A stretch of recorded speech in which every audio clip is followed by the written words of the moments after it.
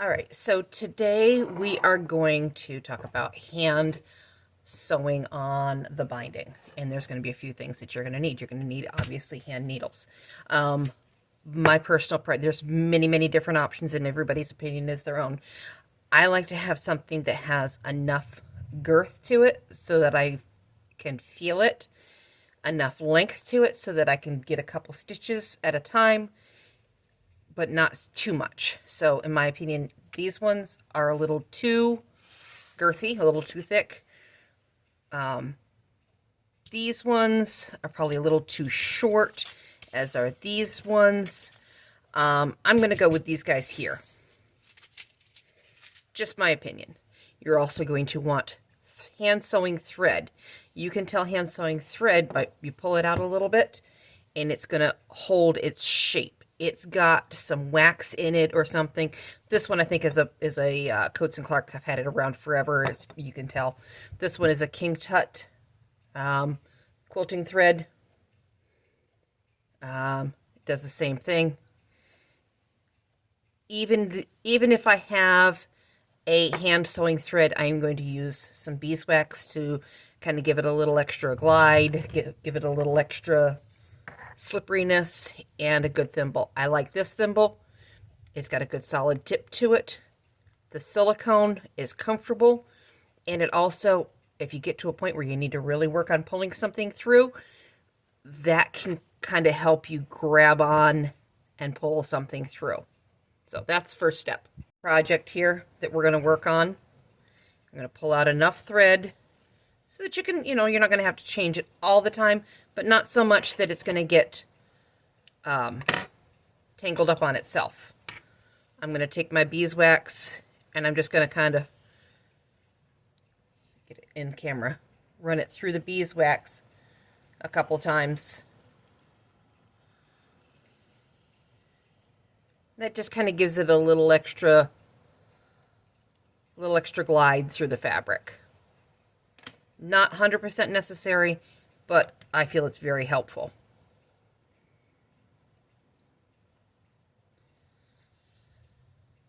You thread that needle to make the knot on the end. Put it against your finger. Trap it down with the needle. Let me get this in camera. Where's my camera? Wrap it around 3 times. Grab it with your thumbnail. Pull that needle through. And then you will have a nice little knot on the end. Okay? Using white thread here so that you can see what I'm doing. Normally with this project, I would probably use black thread so that it wouldn't show.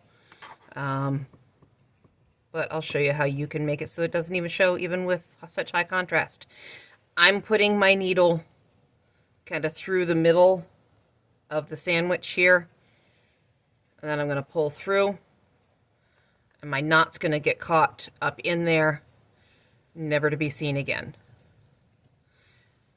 I'm going to take a tiny little bite out of the binding and then into the quilt, rock it up into the binding, back down into the quilt, and pull through.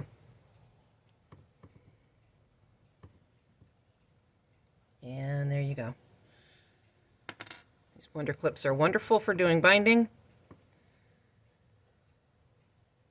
If you don't have Wonder Clips, binder clips that you can get in the office supply area of your local store work great too. Just kind of a rocking motion. Now there are some people who will bring their stitch way up here, and then it is it's seen and it's decorative almost.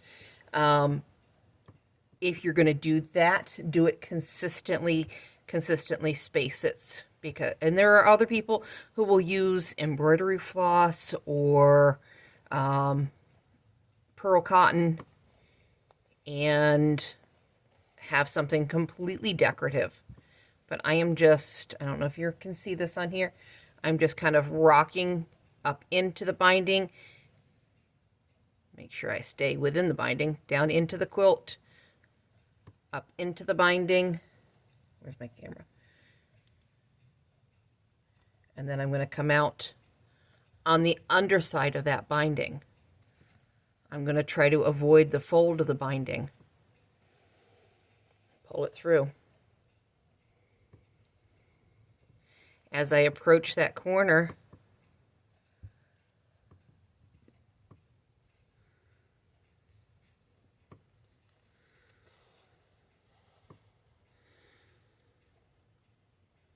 down in the quilt, up into the binding, right in that corner that I've kind of folded together.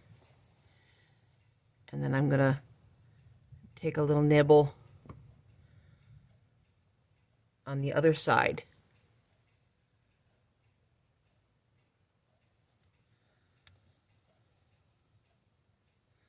And give it a good snug. Now when I let go of this, that's going to stay looking pretty decent. But I am going to sew it shut. I'm going to come back up in here. And it's only a couple stitches. So it's not going to take you a whole lot of extra time.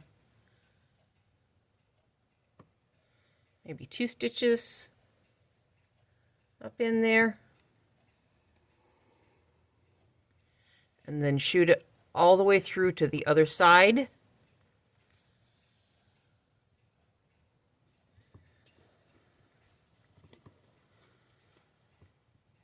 Trying to keep this in camera.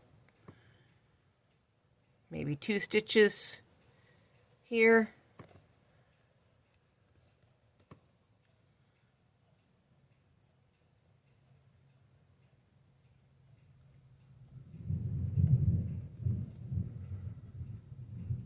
And then shoot it back down through. And yes, there's a thunderstorm going on right now. And I'm going to make sure that that needle comes back out down here. Give it all a good tug. And then I'm going to continue on down the rest of this row, rocking back and forth between the quilt and the binding.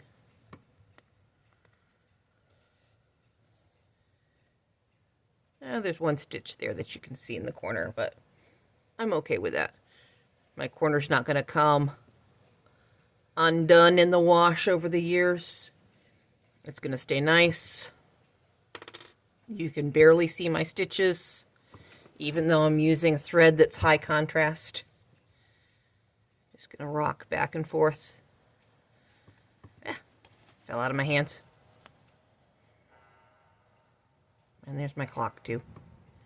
Oh, my house sounds. Rock back and forth.